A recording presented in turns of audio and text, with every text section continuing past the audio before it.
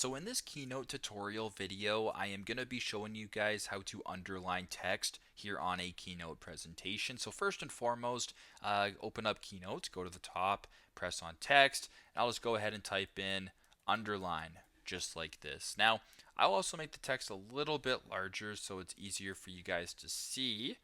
Beautiful right there. Now, if you want to underline it, the simplest way is to press on the text right here, go to the right hand side of your screen, and where there's this U right here with the underline, simply just go ahead and press on that, and now your text is underlined. Now, if you only want to underline a certain little bit of it, you can highlight the text right here, so as you can tell, the under's not underlined, but the line is. If you want to maybe do a certain letter, you can do the exact same thing, and it works the exact same way to undo it. Just press on that, and it does the exact same thing. So super straightforward, super simple, but that is how to underline text here on a Keynote presentation. Thanks again for watching, and I hope this video helps.